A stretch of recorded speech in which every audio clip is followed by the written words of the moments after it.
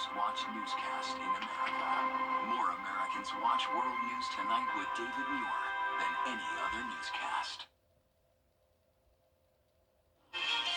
As of around 40 minutes ago, Helene is now a Category 4 major hurricane getting ready to make landfall in the Big Bend of Florida. It will then maintain its Category 2 status as it moves into Georgia, bringing us more impacts late tonight through Friday morning. I will have the latest straight ahead. Right now on News Channel 6 and 7, Hurricane Helene is set to make landfall soon, as Jenna just mentioned. Details on how it is already impacting the CSRA as your news at 7 starts now. Live from Television Park, this is WJBF News Channel 6 at 7.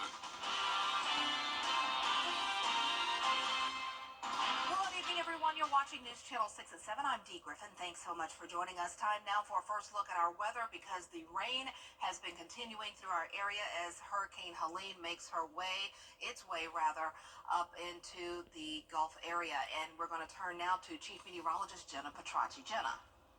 Well, Dee, like we were talking about, we have already seen some impacts today from Helene. So this was just the first round, you could say. We're getting a bit of a lull in the action at the moment, and then we'll have another round come in late tonight through Friday morning. Here's a look at the current rainfall totals. Some very impressive amounts here unfortunately led to homes flooding, roads being shut down, and you still need to be very careful if you're outside. We do have flash flood warnings ongoing. It's this swath here from, say, Saluda County down to around Johnson and Emmanuel. That's where we picked up a very large amount here from around 6 to 8 inches of rain. On the west side of it, around 4 to 6 inches. And on the east side of it, some places only received around an inch of rain. Well, then in Bamberg County, 9 inches of rain there just outside of town, where there was also confirmed tornado damage. So it has been a very active day. As I mentioned, we do still have some flood alerts ongoing until 7:30 this evening from McCormick County down to Burke County, right in that area with the highest amounts of rainfall. It's also still very flooded in Bamberg County as well. Live Viper 6 radar, though, showing a break, as I mentioned. So just the showers anywhere from Aiken County to around Tolliver County. Augusta, now nice and dry. So if you do need to head out and run some errands, make some last-minute preparations for potential power outages tonight, I would go ahead and do so now. Be sure to secure objects outside as well. So step outside, bring the trash can in, bring any objects in from your balcony or porch that could easily fly away, because remember, even though we're getting a break now, there is more coming in tonight, and we haven't even seen those high wind gusts yet. Right now on our Terry Lambert Hyundai Skyview cam, not looking bad here at Washington Road. We did have significant ponding earlier. It's now drying out at least a little bit, and winds are coming in from the southeast. We are seeing 11 miles per hour in Aiken and Gibson. Sustained value is not bad at all. The gusts are up to around 25 to 30 miles per hour at the moment, but still not as bad as they will be later on tonight when we get the eye wall closer to our CSRA counties.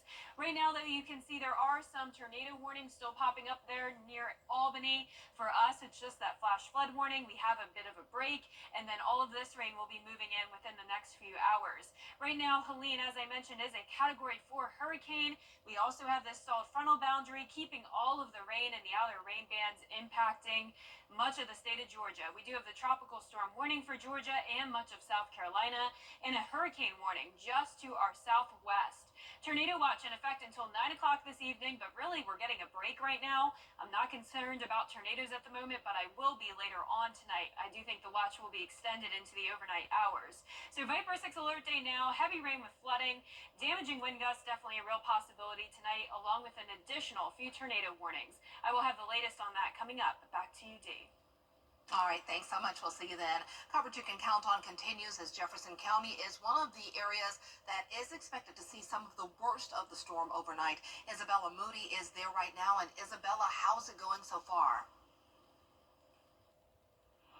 Yes, Dee. Currently, people in Louisville are waiting and preparing for the worst part of the storm. There have already been reports of rural roads here in Louisville getting washed out. Jefferson County schools were let out at 1 today and will be completely closed Friday. We are still about an hour away from Helene's expected landfall in Florida. Jefferson County Sheriff Gary Hutchins has insisted in a curfew from 9 p.m. tonight until tomorrow at 12 p.m. We'll be here throughout the night. We'll keep you updated with the latest on News Channel 6 at 10 and 11. Live in Louisville, Isabella Moody, WJBF News Channel 6. Back to you, Dee. All right, thanks so much, Isabella. In Augusta, the heavy rain causing concerns in the Rays Creek area. And we have video of what's happening in that area. West Lake Forest at Heather Drive, where the city has closed the road due to high water flooding the roadway. Look at this. Before the road was blocked, we saw several vehicles deciding to turn around instead of going through the water. Of course, you remember, turn around, don't drown. Do not go through that water. City engineers are keeping a close eye on other roads in the Rays Creek area. We're getting more rain on the west side, and Columbia County side. And so we already have a few road flooding situations, and we're handling it as we speak. Basically right now, we're assuming a lot more rain coming, so we're gonna close that part of the road. The engineering department says it will be keeping crews on overnight because more rain is expected, as Jenna has been telling us. Well, Helene making its impact on Columbia County as well. Yards are flooded at West Lake Town homes on Stevens Creek Road. We find Hannah Latier there with the latest. Hannah, a lot of people are dealing with this flooding. Yeah, Dee, that is not an understatement. So as you said, we are at Westlake Townhomes on Stevens Creek Road right now, and I am joined with Natalie Domingos. She lives in the townhomes, and she's also on the HOA board. So, Natalie, it's pretty evident what we got going on right here, but tell me a little bit about what y'all been seeing today. Yeah, so it's clearly flooded. I've never seen it like this before, and I've lived here for a number of years. So on my way home this evening, there was actually a truck that was somewhat stranded. When you look at it from here, you can't really tell how deep it is, but it's way more than waist deep. So I went in to try and help the driver get out. They were able to actually get their vehicle started and kind of keep going, but they were intermittently scared because they had seen some alligators. So needless to say, they were able to get their car moved out. And so now we're just really trying to make sure nobody enters in this way or exits from this other way and enters into this deep water. Yeah, as you say, it's not just the floods we got to worry about. It's also some little friendly animals like alligators joining us. And as we've been talking, you can just see that I don't know if you can see that no outlet sign there, but the water has just gradually continued to rise coming up over that sign. So there was somebody else who came and asked you for help when we were talking earlier. What happened there? Yeah. So there's actually a mom and a couple of young kids, like a 1 and a 3-year-old, that live in this first unit here. And so when we're done in the next few minutes here, we're going to go actually help them get out.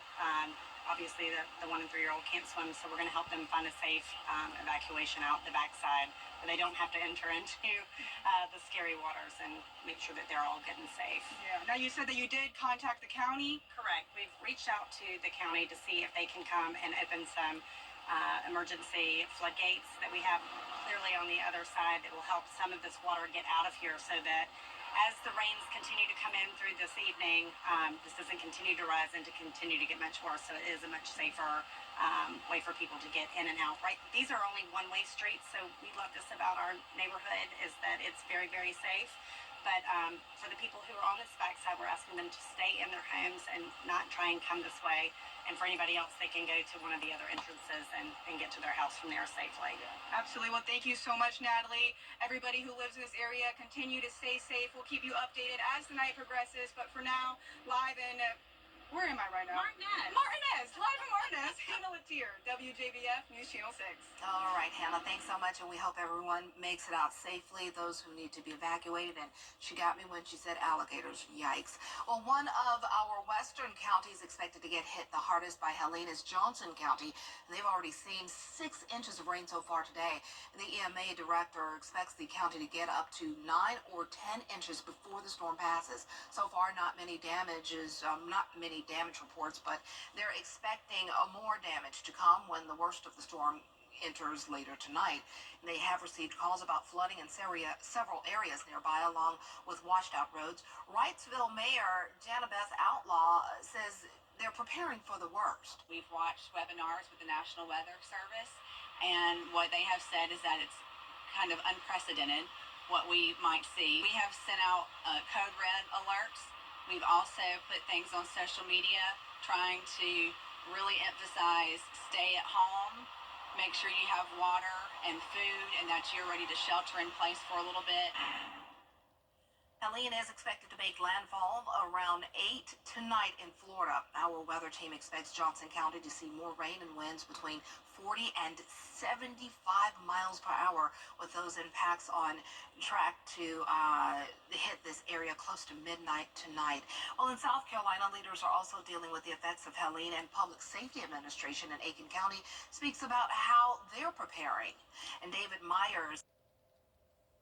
More fallout from the forced resignation of 3 senior Augusta employees. Tuesday, commissioners accepted the resignations of Takia Dowse, Jerry Sams, and Donna Williams. Now, at a longtime co-worker, Williams says she's leaving the government due to the way Williams was treated. And George Escala has the story. Lisa Sherrouse has spent more than 45 years in Augusta government, all of them working with former finance director Donna Williams. But Sherrouse now says she will leave next month, following the commission action Tuesday. I don't feel like I can continue to work for this governmental institution with a clear mind and a clear heart. On Tuesday, Finance Director Donna Williams was called into a commission legal session and was forced to resign with no advance warning. Absolutely devastated. We all were just blindsided. And if that was the intent for it to be kept quiet, they did a very good job of it.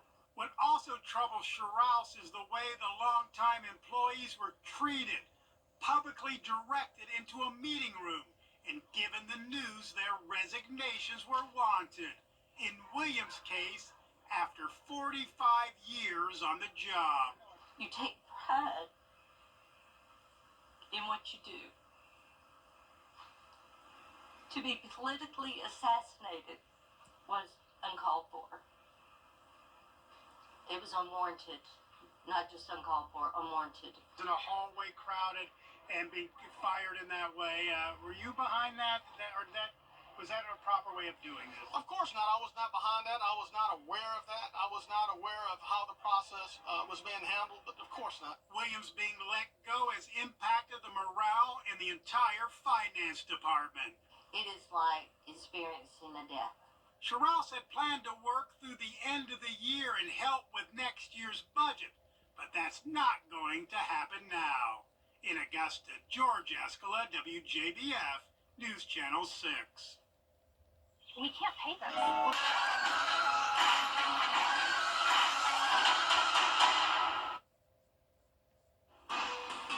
This is a WJBF Live 5 for 6 alert.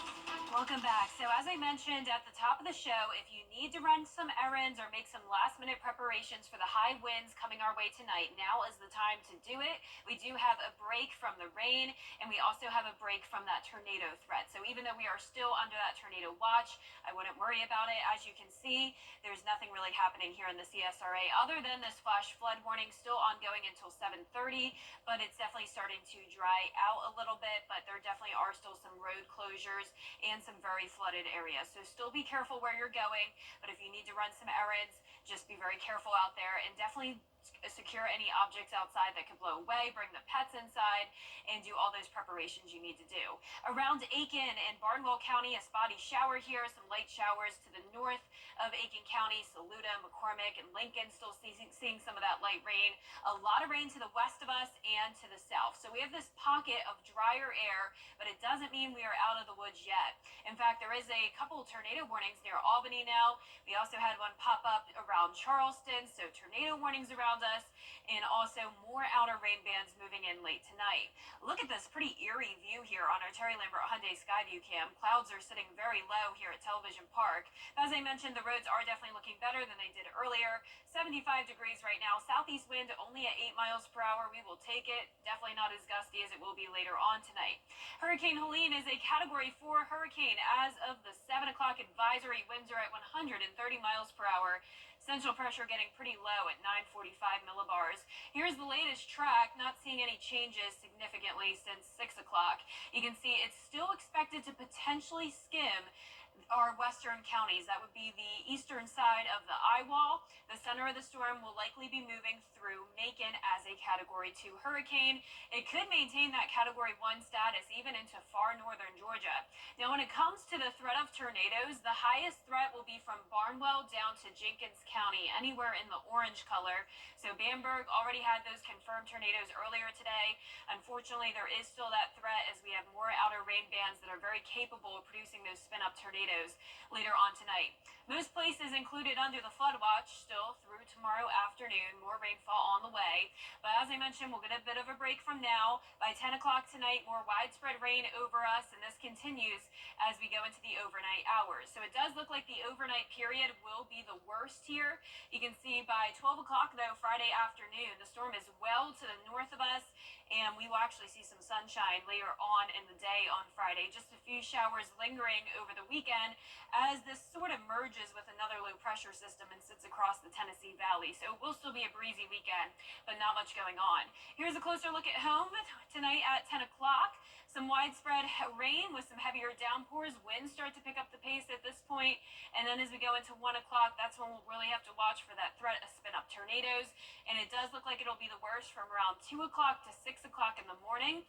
There's where the eye is located on this particular model. Now, I want you to keep in mind that it's possible that it could still go further to the west of us. That would mean lower wind speeds for us, but nonetheless, gusts will be between 40 to 60 miles per hour. Definitely those lower gusts in our South Carolina counties.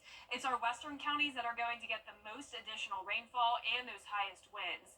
By 8 o'clock tomorrow morning, looking much better, and overall pretty nice Friday once we get through this. Additional rainfall amounts anywhere from just around an inch to up to 4, maybe 5 inches of rain.